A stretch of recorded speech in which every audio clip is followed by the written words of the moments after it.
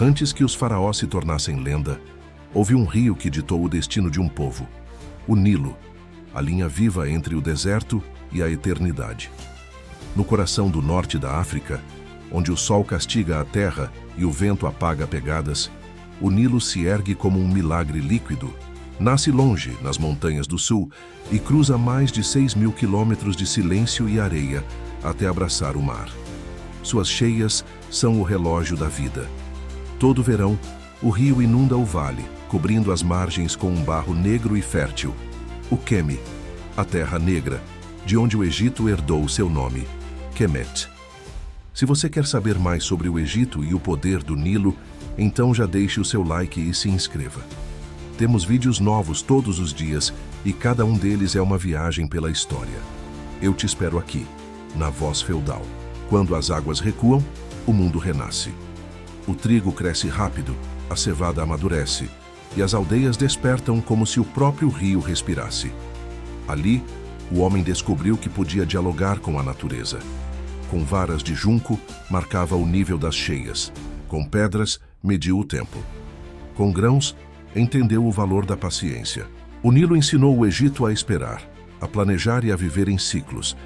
Foi nas suas margens que nasceu a primeira noção de calendário, a primeira forma de propriedade e o primeiro sentido de comunidade.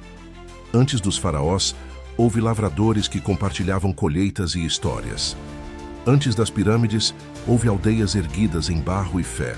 E enquanto outros povos lutavam contra o deserto, os egípcios aprenderam a conviver com ele. Transformaram a escassez em abundância, o isolamento em identidade, a areia em eternidade. O Nilo não era apenas um rio, era um deus. Chamavam-no Hapi, o espírito da inundação, aquele que trazia vida às margens e equilíbrio ao mundo.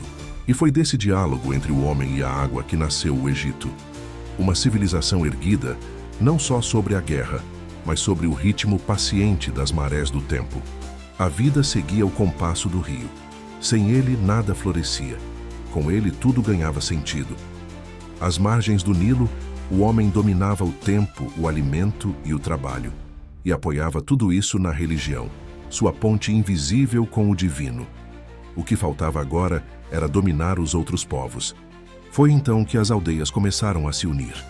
Entre o vale e o delta, surgiram os primeiros chefes, homens escolhidos não necessariamente pela força, mas pela sabedoria de medir o tempo e guardar o grão. Eles protegiam as colheitas, organizavam os canais, repartiam a terra e mantinham o equilíbrio entre os homens e o rio. E desse equilíbrio nasceu o poder. Com o passar das gerações, os chefes tornaram-se reis e os reis faraós. O trono não era apenas político, era sagrado. O faraó era o mediador entre o homem e os deuses, o reflexo da ordem do universo, a Ma'at, a harmonia do mundo.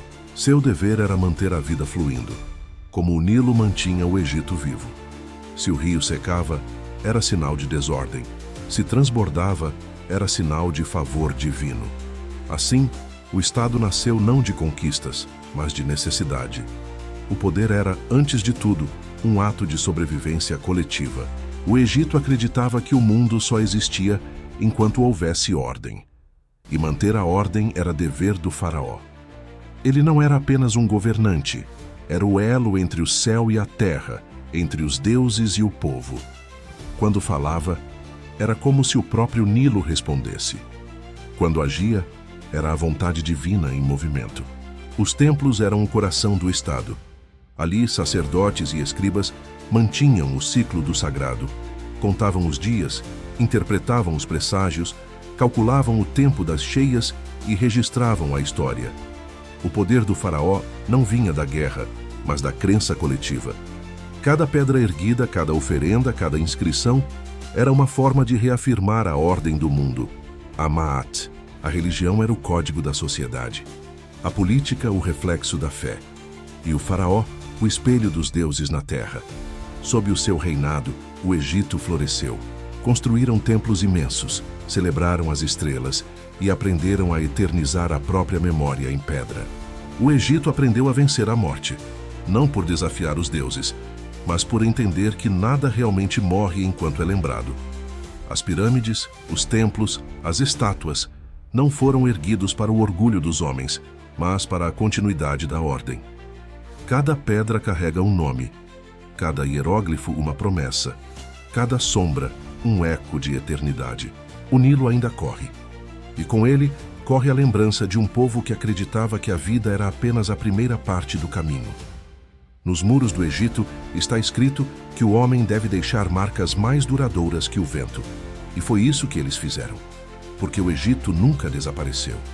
É uma das civilizações mais antigas do mundo e permanece presente até os dias de hoje. Um povo que fez de tudo para ser mais invencível do que o tempo. Se você gostou dessa história, deixe o seu like e se inscreva. Temos vídeos novos todos os dias e eu te espero aqui, na Voz Feudal.